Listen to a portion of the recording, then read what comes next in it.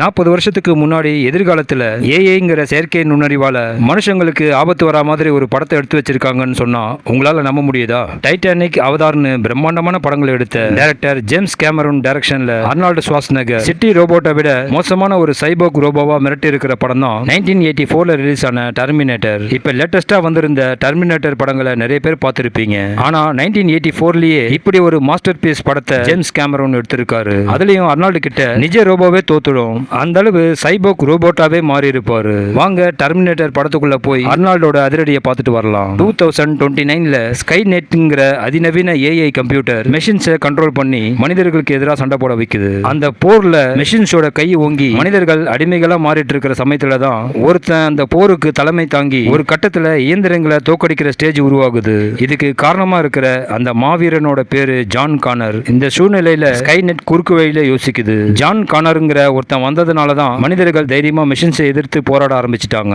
அதனால T-800ங்கிற ஒரு சைபோக் ரோபோட்டை 40 வருஷங்களுக்கு பின்னாடி ஜான் கார்னர் பிறக்கிறதுக்கு முன்னையே அவனோட அம்மா சாரா கார்னரை கொன்னுட்டா 2029ல ஜான் கார்னர் இருக்க மாட்டான். அதுக்கப்புறம் மனிதர்கள் இந்த போர்ல ஜெயிக்க மாட்டாங்கன்னு கணக்கு போட்டு ரத்தமும் சதையுமா இருக்கிற ஒரு சைபோக் ரோபோவை கடந்த காலத்துக்கு அனுப்புது. அந்த சைபோக் ரோபோட் தான் நம்ம ஆளு அர்னால்டு ஷ்வார்ஸ்நெகர். அதே சமயம் சாராவை காப்பாத்துறதுக்காக மனிதர்கள் சார்பா ஒரு ஆளு அதே 1984 காலகட்டத்துக்கு வரான். அவனோட பேரு கைல் ரீஸ். இப்படி ஒரு விஷயம் நடந்துட்டு இருக்கிறது தெரியாம சாரா கார்னர் ஒரு ரெஸ்டாரண்ட்ல வேலை செஞ்சுட்டு இருக்கா.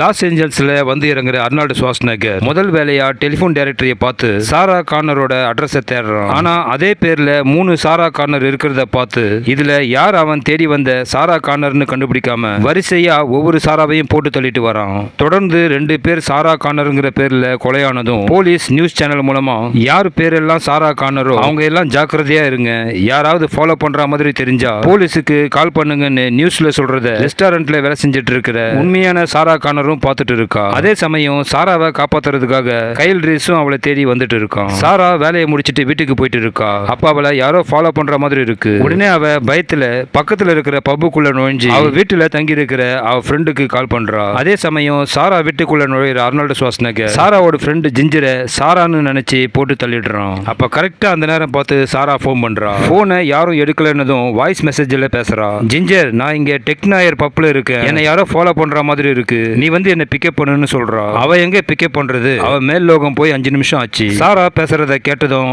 அர்னால்டு நேரா அந்த பப்புக்கு போயிட்டு இருக்கான்.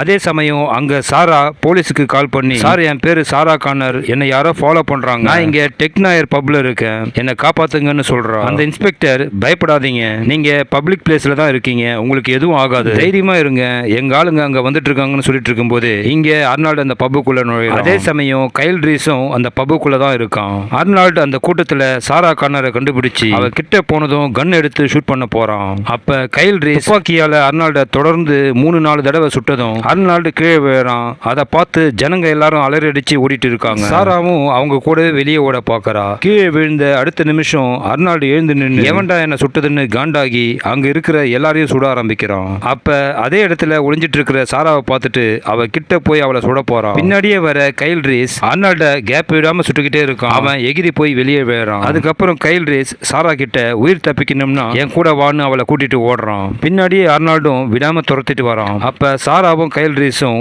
ஒரு கார்ல ஏறி தப்பிச்சு போக பாக்குறாங்க.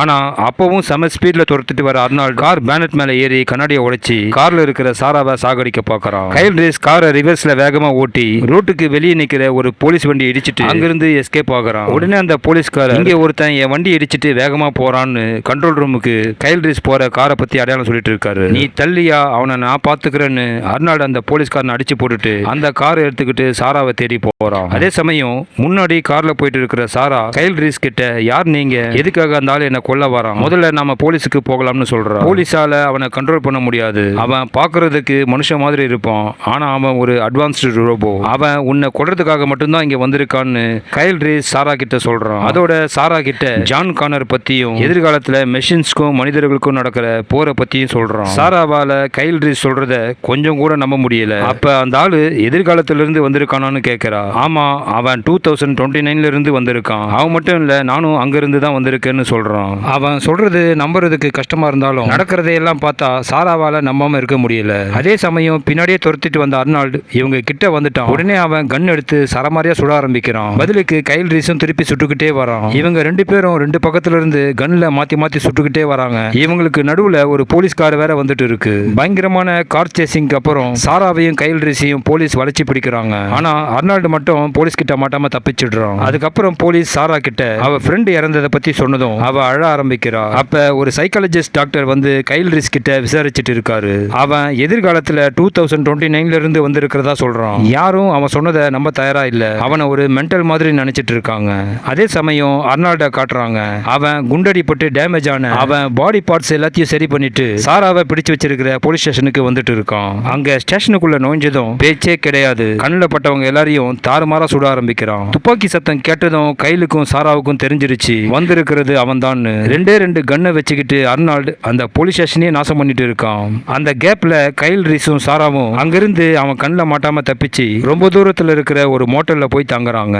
அதுக்கப்புறம் சாரா அங்கிருந்து டெலிபோன் மூலமா அவ அம்மா கிட்ட பேசுறா. நான் டிஜி மோட்டல்ல தங்கியிருக்கேன், சேஃபா தான் இருக்கேன்னு அவ அம்மா கிட்ட சொல்றா. அந்த பக்கம் அவ அம்மா கிட்ட பேசுறதா இவன் நினைச்சிட்டு இருக்கா.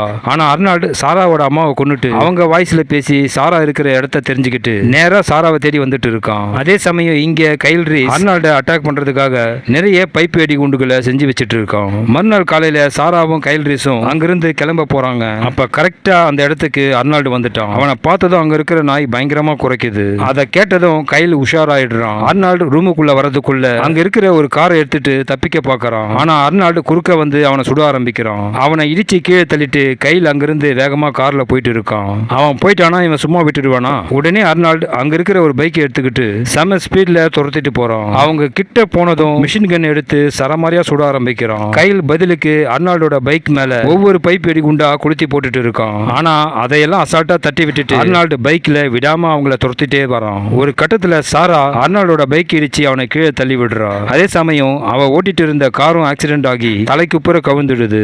அப்ப அர்னால்டு அந்த பக்கம் வந்த ஒரு டேங்கர் லாரியை தடுத்து நிறுத்தி அந்த லாரியை ஓட்டிட்டு வந்து சாராவையும் கைல் ரீஸையும் சாகடிக்க பாக்குறான். அவங்க 2 பேரும் உயிரை கையில பிடிச்சிட்டு ஓடிட்டு இருக்காங்க. இவனும் லாரியில விடாம துரத்திட்டு இருக்கான். அப்ப கைல் ஒரு பைப் வெடிகுண்ட அந்த டேங்கர் லாரி மேல கொளுத்தி போடுறான். அந்த பாம் வெடிச்சதும் லாரியோட சேர்ந்து அர்னால்டும் எரிஞ்சிட்டு இருக்கான். அதை பார்த்து ஒரு வழியா ஒழிஞ்சிட்டாண்டான்னு சாரா கண்ணை மூடி நிம்மதியா மூச்சு விடுறா. ஆனா அடுத்த நிமிஷம் பார்த்தா உடம்பெல்லாம் எரிஞ்ச பிறகும் அந்த நெருப்புல இருந்து ரோபோட் நடந்து வரதை பார்த்ததும் அவங்க 2 பேரும் பக்கத்துல இருக்கிற ஒரு ஃபேக்டரிக்குள்ள ஓடுறாங்க. ஆனா அந்த ரோபோட் நீங்க எங்க போனாலும் உங்களை விட மாட்டேன்டான்னு துரத்திட்டே வருது. கையில் அந்த ஃபேக்டரிக்குள்ள நுழைஞ்சதும் அங்க இருக்கிற ஒரு பெரிய கதவை மூடிட்டு சாராவை உள்ள கூட்டிட்டு போறான். ஆனா அவனுக்கு அடிபட்டு இருக்கிறதால அவனால சரியா நடக்க முடியல.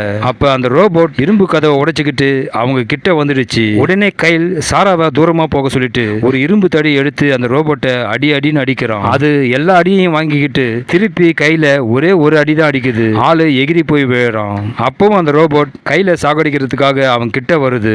அப்ப கையில அவங்க கிட்ட இருந்த ஒரு வெடிகுண்டை வெடிக்க வைக்கிறான். பாம் வெடிச்சதுல அந்த ரோபோட் பீஸ் பீஸா செதறிடுது. அதோட கைல் ரீஸும் அங்கேயே இறந்துடுறான். சாரா கால்லையும் அடிபட்டு இருக்கு. அவ கைலுக்கு என்னாச்சுன்னு பாக்குறதுக்காக அவன் கிட்ட வரா. அப்ப அந்த ரோபோட் பாதி உடம்போட சாராவை பிடிக்க வருது. அவ அது கிட்ட இருந்து தப்பிச்சு நகர்ந்துகிட்டே போய் அங்க இருக்கிற ஹைட்ராலிக் மிஷினுக்கு நடுவுல போறா. அவ பின்னாடியே அந்த ரோபோட்டும் தவழ்ந்துகிட்டே வருது. சாரா அந்த ஹைட்ராலிக் மிஷினை விட்டு வெளியே வந்ததும் அந்த மிஷினோட பட்டன் அழுத்துறா. அப்போ அந்த ரோபோட் அவ கழுத்தை நெரிச்சு சாகடிக்க பாக்குது. இவ சமாளிச்சு அந்த பட்டன் அழுத்தினதும் ஹைட்ராலிக் மிஷின் அந்த ரோபோட்டை ஒரே நசுக்கா நசுக்கிடுது. அதோட அந்த ரோபோட்டோட சாப்டரும் க்ளோஸ் ஆகுது. அதுக்கப்புறம் போலீஸ் அங்க வந்து சாராவை ரெஸ்கியூ பண்றாங்க. படம் முடியும் போது சாரா ஒரு ஜீப்ல போயிட்டு இருக்கா. அப்ப பிறக்க போற அவ பையன் ஜான் கானருக்காக நடந்ததையெல்லாம் வாய்ஸ்ல ரெக்கார்ட் பண்றா. அதோட படமும் முடியுது.